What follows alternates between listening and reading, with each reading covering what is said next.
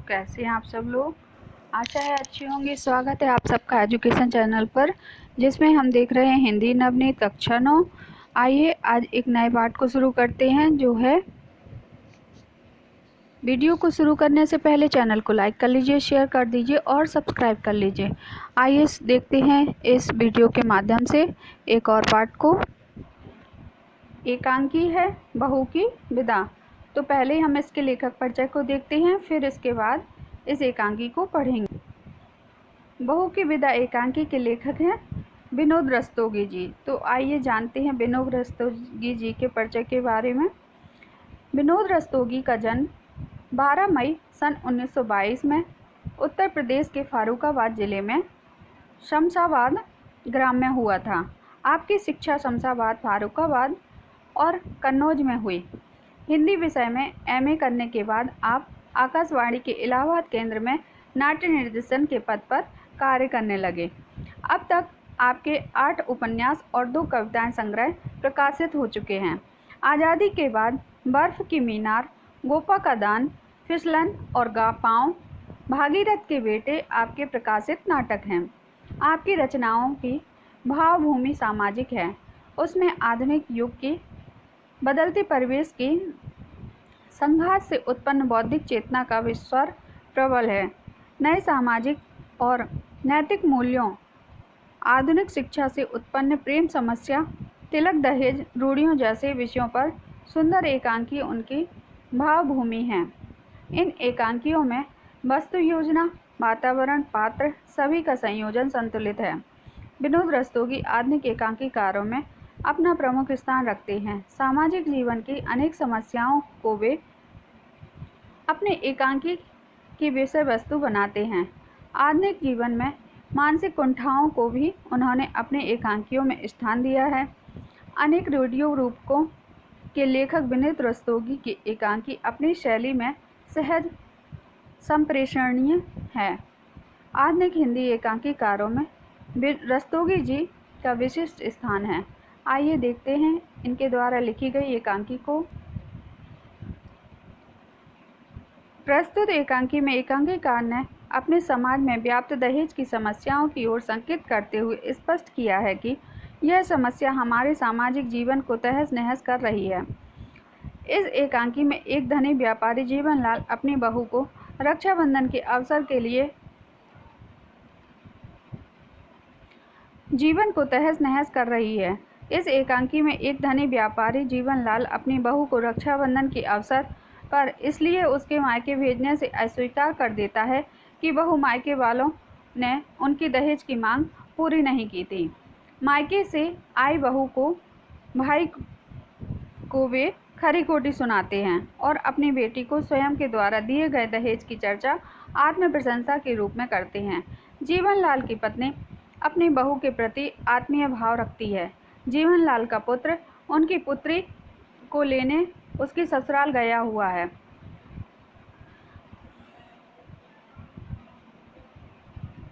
पुत्री की ससुराल वाले भी जीवनलाल की पुत्री को मायके नहीं भेजते थे। वे भी उससे दहेज की मांग रखते थे और उनका बेटा बहन के बगैर ही लौट आता है। जीवनलाल का हृदय परिवर्तन होता है। अंततः वह बहू की विदा प्रसन्नतापूर्वक करते हैं। इस एकांकी में जीवनलाल दहेज लोभी व्यक्ति के रूप में प्रस्तुत होते हैं। वे यह भूल जाते हैं कि जैसा व्यवहार वे अपनी बहू के मायके वालों के प्रति कर रहे हैं, वैसा व्यवहार उनकी पुत्री के ससुराल वाले भी उनके प्रति कर सकते हैं। जब उनके समक्ष इस तरह का प्रसंग उपस्थित होता है, तब वे अपनी सोच में परिवर्तन करते हैं। उनकी पत्नी सहृदय महिला है। वे अपनी बहू के दर्द को जानती हैं। उन्हें पता है कि रक्षाबंधन के अवसर पर बहू को अपने भाइयों के बीच ही होना चाहिए, इसलिए वे बहू को मायके जाने की अनुमति देती है। बहू के रूप में कमला सुशील और शांत महिला है। वह अपनी पीड़ा को पी जाना चाहती है। एकांकीकार ने इस तरह की चरित्र सृष्टि के माध्यम से दहेज के सामाजिक और मानसिक संतापों का उल्लेख किया है। हमारे समाज में व्याप्त दहेज प्रथा एक अभिशाप है। इसी अभिशाप को रेखांकित करता हुआ यह एकांकी मानवीय भावनाओं के परिवर्तन से इस समस्या का समाधान तलाशता है। तो देखती हैं इस एकांकी में और क्या हुआ है। पात्र परिचय। जीवनलाल एक धनी व्यापारी, अवस्था 50 वर्ष। राजेश्वरी जीवनलाल की पत्नी, अवस्था 46 वर्ष। रमेश जीवनलाल का पुत्र, अवस्था 22 वर्ष। कमला रमेश की पत्नी, अवस्था 19 वर्ष। प्रमोद कमला का भाई, अवस्था 23 वर्ष। कमला आधुनिक ढंग से सजा है। कमरा आधुनिक ढंग से सजा है। सामने की ओर बाएं कोने में रेडियो और दाएं कोने में पुस्तकों का रैक है। कमरे के बीच में सोफा सेट है। छोटी सी गोल मेज पर सुंदर फूलदान रखा है। कमरे में 2 द्वार हैं। सामने वाला द्वार अंदर जाने के लिए और बाएं के द्वार बाहरी बरामदे में खुलता है। दोनों का पर्दे पड़े हैं।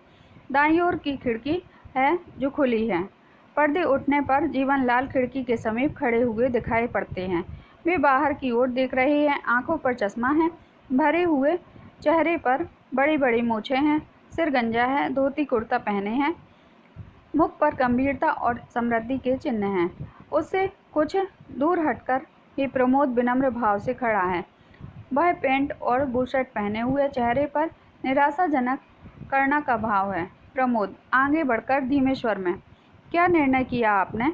जीवनलाल, विदा नहीं होगी। प्रमोद, लेकिन जरा सोचिए तो, यदि आपने विदा नहीं की तो बहन की क्या दशा होगी? जीवनलाल, मैंने उसकी दशा का ठेका नहीं लिया है। प्रमोद, हर लड़की अपना सावन अपनी सखी सहेलियों के साथ हंस खेलकर बिताने का सपना देखती है।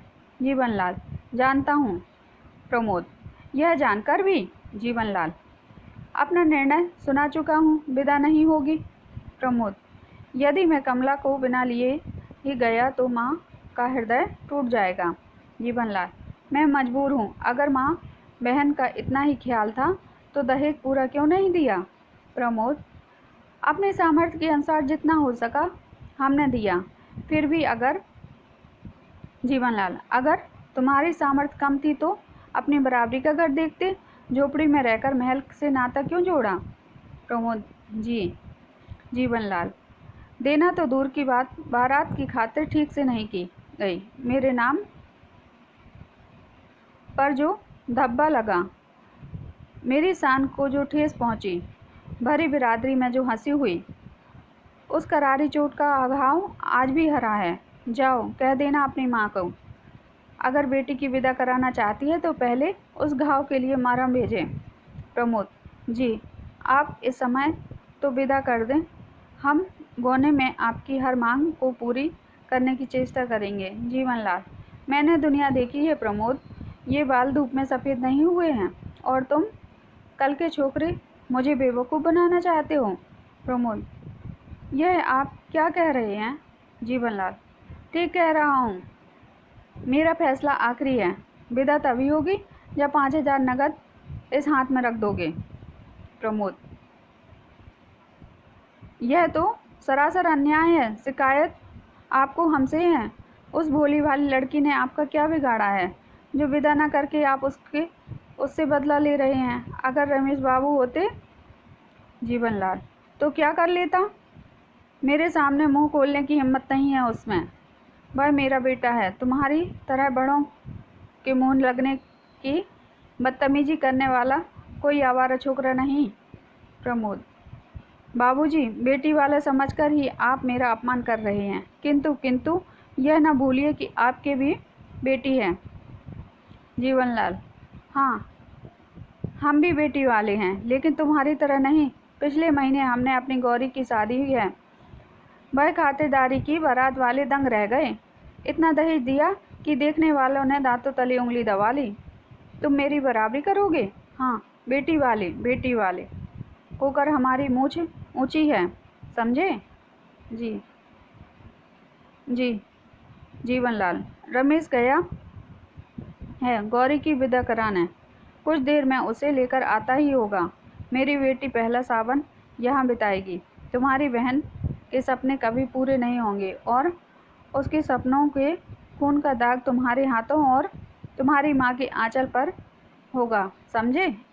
प्रमोद, जी, हमारी बहन है क्या? वह आपकी कोई नहीं है? जीवनलाल। बेटी और बहू को एक तराजू पर तोलना चाहते हो? बेटी बेटी है, बहू बहू है। प्रमोद। ठीक है, जब आप अपनी जिद पर अड़े हैं तो विनती करना व्यर्थ है। क्या जाने से पहले एक बार बहन से मिल सकता हूँ? जीवनलाल। जरूर। हाँ, उसे भी बताते जाना कि अगली बार मेरे लिए मरहम लेकर विदा कराने कब आओगे। अरे सुनती हो गौरी की माँ, जरा बहू को भेज दो, अपने भाई से मिल ले आकर। मैं तब तक देखूं कि माली के बच्चे ने झूला डाला या नहीं। आगे बढ़ते हैं। गौरी के लिए झूला डाल रहा है लान में। प्रमोद थका सा सोफे पर बैठे जाता है। अंदर से कमला आती है, चांद से सुंदर मुखड़े पर उदासी की छटा, हाथों में लाल चूड़ियां हैं, रेशमी साड़ी ब्लाउज पहने हैं। प्रमोद के पास जाकर चुपचाप खड़ी हो जाती है, सिर नीचा किए है। प्रमोद। बैठ जाओ कमला। प्रमोद। अच्छी तरह से तो। प्रमोद। पागल न बनो कमला, रो मत। मैं कहता हूँ रो मत। इन मोती का मूल्य समझने वाला यहाँ कोई नहीं है। पानी के में पत्थर भी नहीं पिघल सकता। कमला। भैया क्या? प्रमोद। घबराओ मत, मैं जल्दी ही फिर आऊँगा और उस बार विदा अवश्य होगी, क्योंकि मैं चोट का मरहम लेकर आऊँगा। कमला। मरहम? प्रमोद। हाँ कमला, हमारे व्यवहार से बाबूजी के कलेजे में घाव हो गए हैं, उन्हें मरहम चाहिए और मरहम की कीमत है 5,000 रुपये। प्रमोद। तुम चिंता न करो कमला, मरहम का प्रबंध हो जाएगा। इस गिरे हाल में भी मकान का 7-8 हज़ार बिक जाएगा। कमला। मेरी विदा के लिए घर न बेचना भैया, आपको मेरे सुहाग की सौगंध है। प्रमोद। यह क्या कह रही हो तुम? क्या तुम नहीं चाहती कि पहला सावन सखी सहेली के साथ हो माँ के घर? बताओ। कमला। किस लड़की की यह कामना होगी कि भैया, लेकिन अब उस कामना की पूर्ति के लिए इतनी बड़ी कीमत चुकाना कहाँ तक ठीक है?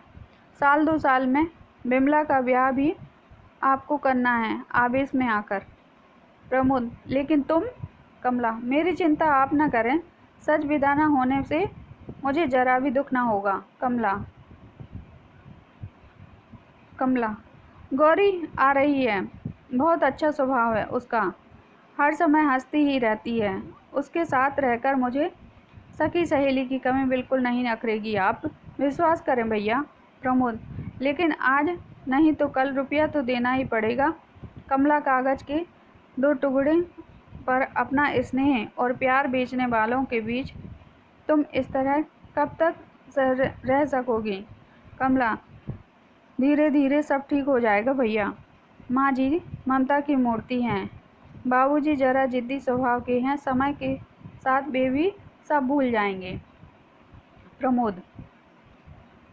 मुझे तो ऐसा नहीं लगता, सब एक ही धातु के बने हैं। हो सकता है माँ जी ममता सिर्फ दिखावा हो। राजेश्वरी। कैसा दिखावा भैया? राजेश्वरी। बैठे रहो तुम। भास्कर। क्या बात हो रही थी भाई बहन में? प्रमोद। बस कुशल क्षेम पूछ रहा था। राजेश्वरी। हाँ, विदा के लिए क्या कहा उन्होंने? राजेश्वरी।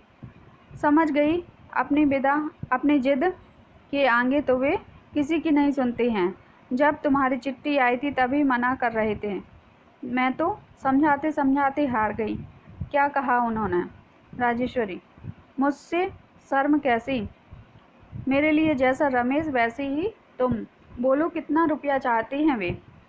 प्रमोद। जी रुपये की तो कोई बात नहीं हुई तो वे तो। राजेश्वरी।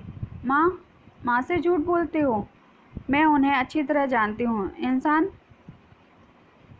से ज़्यादा प्यारा उन्हें पैसा है। प्रमोद जी आप? राजेश्वरी बोली, कितना रुपया लेकर विदा करने की तैयार हैं? चुप क्यों हो, बताओ। प्रमोद। 5,000। राजेश्वरी। बस मैं देती हूँ तुम्हें 5 रुपये। उनके मुंह पर मार कर कहना कि यह लो कागज़ के रंग बिरंगे टुकड़े, जिन्हें तुम आदमी से ज़्यादा प्यार करते हो। मैं अभी लाती हूँ। प्रमोद, ठहरिए माँ जी। प्रमोद, मुझे रुपए नहीं चाहिए, मैं विदा कराए जा रहा हूँ। मैं बिना विदा कराए जा रहा हूँ। कमला। राजेश्वरी, यह क्या कह रहे हो बेटा? मेरे रहते विदा न हो, यह कभी नहीं हो सकता। मैं माँ हूँ, माँ के दिल से को समझती हूँ। जिस तरह उतावली होकर माँ गौरी की राह देख रही हूँ, उसी तरह तुम्हारी माँ कमला की राह देख रही होगी। नहीं, विदा जरूर होगी, तुम अकेले नहीं जाओगे। जा बेटी, तिजोरी से रुपए निकाल ला। राजेश्वरी, जाती क्यों नहीं, जल्दी कर। जीवनलाल, अरे सुनती हो, गौरी आने का समय हो गया है। तुमने स्वागत की कोई तैयारी नहीं की। राजेश्वरी, जा बेटी तू जा अंदर। जीवनलाल, अरे तुम यहाँ खड़ी हो, जाकर तैयारी करो स्वागत की। जरा यह भी तो देख लो कि नाक वाले अपनी बेटी का स्वागत कैसे करते हैं। राजेश्वरी, कभी सीधी बात नहीं निकलती मुँह से, जब देखो तब बेढंगी बातें। जीवनलाल, यह लो, इसमें कौन सी उल्टी बात है? राजेश्वरी, तुम समझते हो कि दुनिया में एक तुम ही नाक वाले हो और सब नकटे हैं। जीवनलाल, तुम्हें तो मेरी हर बात में बुराई दिखाई देती है। प्रमोद, तुम ही बताओ, मैंने कोई बात कही है? प्रमोद, ठीक ही कहा है आपने। आज के युग में पैसा ही नाक और मूछ है। जिनके पास पैसा नहीं, वह नाक मूछ होते हुए भी नकटा है, मूछ कटा है। जीवनलाल, आ गई मेरी गौरी। राजेश्वरी, अरे खड़ी खड़ी मेरा मुंह क्या देख रही हो? अंदर मिठाई थाल लाओ। उसकी दृष्टि। जीवनलाल, बाहर झांकने के बाद घबराए हुए स्वर में, गौरी कहाँ है? रमेश, वह नहीं आई।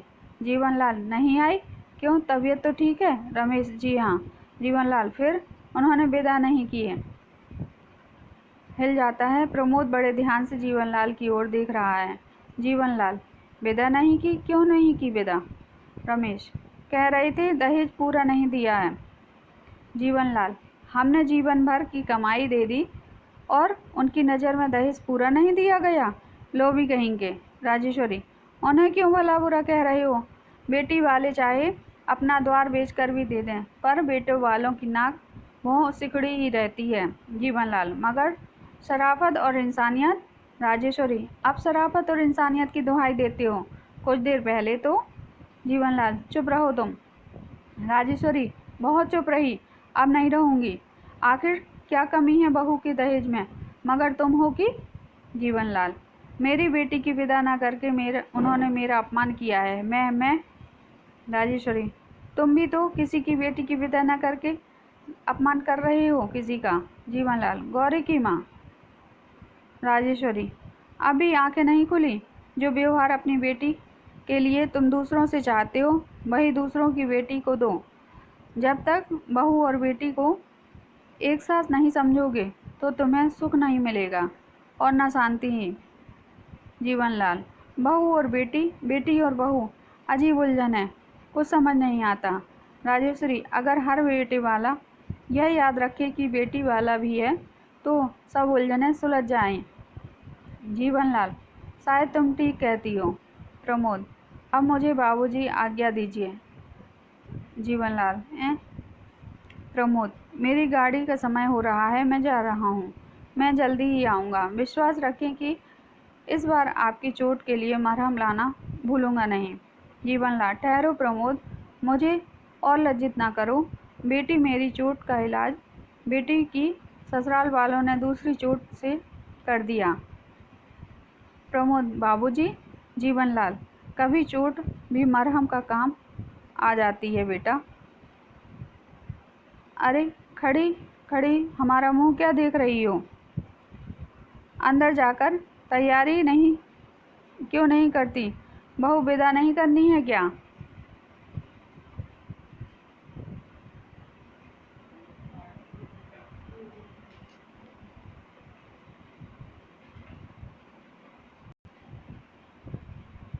इस तरह जीवनलाल की बेटी की जब विदा नहीं होती है, तो जीवनलाल सबक सीख जाता है और अपनी बहू की विदा करने को तैयार हो जाता है, उसका हृदय परिवर्तित हो जाता है। तो इस एकांकी के माध्यम से दहेज प्रथा के बारे में समझाया गया है। आइए अब हम इसके अभ्यास कार्य को करते हैं। बहू की विदा एकांकी किस समस्या पर आधारित है? उत्तर है बहू की विदा एकांकी समाज में फैली दहेज की समस्या पर आधारित है। अगला प्रश्न है, प्रमोद अपनी बहन की विदा क्यों कराना चाहता है? उत्तर है प्रमोद अपनी बहन की विदा इसलिए कराना चाहता है जिससे वह अपनी शादी के पश्चात पड़ने वाले पहले सावन को अपने मायके में बिता सके। अगला प्रश्न है, जीवनलाल ने कमला को विदा करने से क्यों मना कर दिया? उत्तर है जीवनलाल ने कमला को विदा करने से इसलिए मना कर दिया क्योंकि कमला के पिता ने शादी में उनके स्तर के अनुरूप दहेज नहीं दिया था। अगला प्रश्न है, बेटी वाले होकर हमारी मूंछ ऊंची है, यह इस कथन का क्या अभिप्राय है? उत्तर है इस कथन का यह अभिप्राय है कि हमने अर्थात जीवनलाल ने तो अपनी बेटी की शादी में भरपूर दहेज दिया था, अतः हमें ससुराल वालों के सामने झुकने की कोई आवश्यकता नहीं, अर्थात हमारी मूंछ ऊंची है, हम उनसे दबकर नहीं रह सकते। अगला प्रश्न है, प्रमोद अपना घर क्यों बेचना चाहता था? उत्तर है प्रमोद अपना घर जीवनलाल की इच्छा पूर्ति अर्थात दहेज के लिए 5,000 रुपये जुटाने के लिए बेचना चाहता था। अगला प्रश्न है,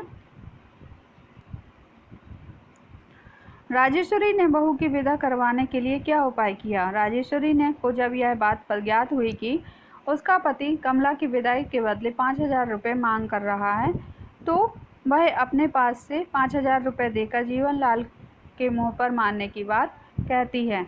अगला प्रश्न है, बहू की विदाई एकांकी की कथा वस्तु अपने शब्दों में लिखिए। तो ये पाठ के सारांश से देख लीजिए। अगला प्रश्न है, जीवनलाल का चरित्र चित्रण कीजिए। उत्तर है बहू की विदा एकांकी के रचनाकार श्री विनोद रस्तोगी जी हैं। इस एकांकी का प्रधान पात्र जीवनलाल है। यह व्यक्ति अहंकारी एवं लालची है। उसके चरित्र में निम्नलिखित विशेषताएं हैं। दहेज लोभी, जीवनलाल दहेज का लोभी व्यक्ति है, तभी तो वह 5,000 रुपये पाए बिना प्रमोद के संग कमला को भेजने को तैयार नहीं होता है। अहंकारी, जीवनलाल एक अहंकारी व्यक्ति है। कम दहेज मिलने पर वह प्रमोद का अपमान करता है और अपनी बेटी की शादी में के लिए गए दहेज की डींगे मारता है और वह यहाँ तक कह देता है कि बेटी वाला होकर भी मैं अपनी मूछें ऊंची रखता हूँ। हृदयहीन, जीवनलाल एक हृदयहीन व्यक्ति है। प्रमोद के बार बार विनती करने का भी उस पर कोई असर नहीं होता है। वह स्पष्ट कर देता है कि जब तक उसे 5,000 रुपये नहीं मिलेंगे वह कमला की विदा नहीं करेगा। हृदय परिवर्तन, जीवनलाल की लड़की को भी जब उसका ससुराल विदा नहीं करता है तो अधिक दहेज की मांग करता है। तब जीवनलाल को पता चलता है कि उसका व्यवहार कितना गलत था, लेकिन उसकी पत्नी ने बलमानसता से उसका हृदय बदल जाता है और वह कमला की विदा कर देता है। अगला प्रश्न है, किस घटना ने जीवनलाल का हृदय परिवर्तन कर दिया? स्पष्ट कीजिए। उत्तर है जीवनलाल एक धनलोभी व्यक्ति है। वह अपनी बहू कमला की विदा इसलिए नहीं करता कि उसे 5,000 रुपये दहेज के रूप में और मिलने चाहिए। कमला के भाई प्रमोद की विनती पर उस पर कोई असर नहीं होता, लेकिन थोड़ी देर बाद जब उसका बेटा रमेश उसकी बेटी गौरी को ससुराल से लाए बिना अकेला लौटता है तब तथा यह भी बताता है कि दहेज पूरा न मिलने के कारण उसके ससुराल वालों ने गौरी को नहीं भेजा, तो जीवनलाल को इससे धक्का लगता है और इसी समय उसकी पत्नी राजेश्वरी उसे फटकारती हुई कहती है कि जो व्यवहार तुम्हें कष्ट दे रहा है वही व्यवहार तुम अपनी बहू कमला के साथ कर रहे हो। इससे जीवनलाल का हृदय परिवर्तित हो जाता है और वह कमला को विदा कर देता है। राजेश्वरी के चरित्र की विशेषताओं पर प्रकाश डालिए। उत्तर है राजेश्वरी बहू की विदा एकांकी के प्रधान पात्र जीवनलाल की पत्नी है। पर वह अपने व्यवहार के सभ्य एवं उदार महिला है। उसके चरित्र की निम्नलिखित विशेषताएं हैं। ममतामयी, राजेश्वरी ममतामयी माँ है। उसके हृदय में ममता की भावना कूट कूट कर भरी है। वह अपने पुत्र रमेश के समान ही अपनी बहू कमला के भाई प्रमोद को समझती है, उसे ढांढस बंधाती है। तभी तो वह प्रमोद से कहती है, मेरे लिए जैसा रमेश है वैसी तुम हो, बोलो कितना रुपए चाहते हो बे, वह मैं अभी तुम्हें लाकर देती हूँ। वह अपनी बहू के साथ भी पुत्री तुल्य व्यवहार करती है। वह प्रमोद से कहती है कि माँ होने के नाते वह समझ सकती है कि उसकी माँ भी अपनी पुत्री कमला का वैसे ही आंखें बिछाए इंतजार कर रही होगी जैसे मैं अपनी पुत्री गौरी की प्रतीक्षा कर रही हूँ। दहेज विरोधी, राजेश्वरी प्रारंभ से ही दहेज विरोधी है। उसकी मान्यता है कि बेटी वाला कितना भी दहेज दे, बेटे वाले कभी संतुष्ट नहीं होते। बेटी गौरी ने के विदा न होने के पर जीवनलाल को गहरा आघात पहुंचता है। तब भी वह यही कहती है कि बेटी वाले चाहे अपना घर द्वार बेचकर दे दें, पर बेटे वालों की नाक भौं सिकुड़ी रहती है। इस समस्या के समाधान के लिए वह कहती है कि यदि सब बेटे वाले यह ध्यान रखें कि बेटी भी बेटी वाले हैं तो सब उलझनें दूर हो जाएं। मानवता से पूर्ण, राजेश्वरी मानवता से पूर्ण है। वह अपनी भावनाओं के समान ही दूसरों की भावनाओं को समझती भी है। वह अपने पति जीवनलाल से कहती है कि जो व्यवहार तुम अपनी बेटी के लिए दूसरों से चाहते हो वह दूसरों की बेटी को भी दो। अगला प्रश्न है, शुद्ध वर्तनी लिखिए। दर्द का दर्द, विनती का विनती, कीमत भैया, हाँ, व्यर्थ, सुहाग, आंचल। मानक रूप में लिखिए। ख्याल का ध्यान, ज़्यादा का अधिक, नज़र का दृष्टि, इंसानियत का मानवता, खून का रक्त, बेवकूफ़ का मूर्ख, तबीयत का मन, शराफत का सज्जनता और जिद का हट। निम्नलिखित मुहावरों और लोकोक्तियों को अपने वाक्यों में प्रयोग कीजिए। हृदय टूटना, परीक्षा में असफल होने पर गोपाल का हृदय टूट गया। नाक भौं सिकोड़ना, बहू कमला के घर पर का पूरा काम निपटा देने पर भी ससुर जीवनलाल की नाक भौं सिकुड़ी रहती थी। ठेस पहुंचाना, उधार के रुपए न लौटाने पर हरीश ने अपने मित्र के हृदय को ठेस पहुंचाई। दांतों तले उंगली दबाना, रानी लक्ष्मीबाई की वीरता के आगे अंग्रेज सेना दांतों तले उंगली दबा लेते थे। राह देखना, उर्मिला ने अपने पति लक्ष्मण के वन से लौटकर आने के लिए 14 वर्ष तक उनकी राह देखी। नाक वाले होना, जीवनलाल अपने को बहुत ही नाक वाला मानता था। बाल धूप में सफ़ेद होना, बुजुर्गों के बाल धूप में सफ़ेद नहीं होते हैं। झोपड़ी में रहकर महलों से नाता जोड़ना, झोपड़ी रहने वाले को जीवन में कभी भी महलों से नाता नहीं जोड़ना चाहिए। मूंछ ऊंची होना, केवल थोती शान बघारने से किसी की मूंछ ऊंची नहीं होती है, उसे बहुत ठोस काम करके दिखाना चाहिए।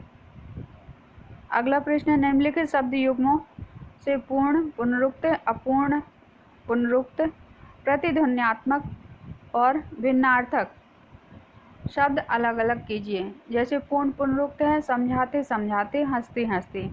अपूर्ण पुनरुक्त है भोली भाली, रंग बिरंगे, इधर उधर।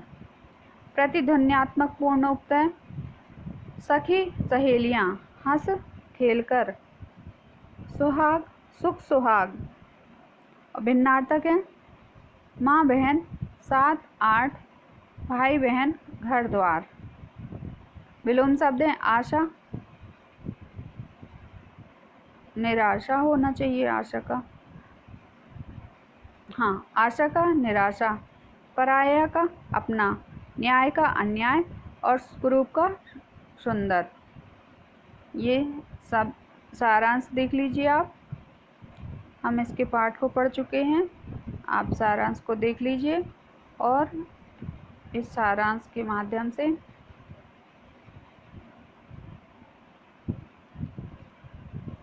इस सारांश को संपूर्ण पढ़ लीजिए और लिख लीजिए आप। इस एकांकी के माध्यम से हमने जाना कि किसी भी ससुराल वाले को अपनी बहू के साथ अपनी बेटी की तरह बर्ताव करना चाहिए, क्योंकि उनकी भी बेटी है, वह भी किसी की बहू बन के जाएगी तो उसके साथ भी वैसा ही व्यवहार होगा जैसा आप किसी की बेटी के साथ करोगे। इस एकांकी के माध्यम से लेखक ने समझाना चाहता है कि मनुष्य की भावनाएं सर्वोपरि है, ना कि धन दौलत। तो ऐसे ही देखते रहिए वीडियो को। आगे के वीडियो में आगे के पार्ट को करेंगे। धन्यवाद।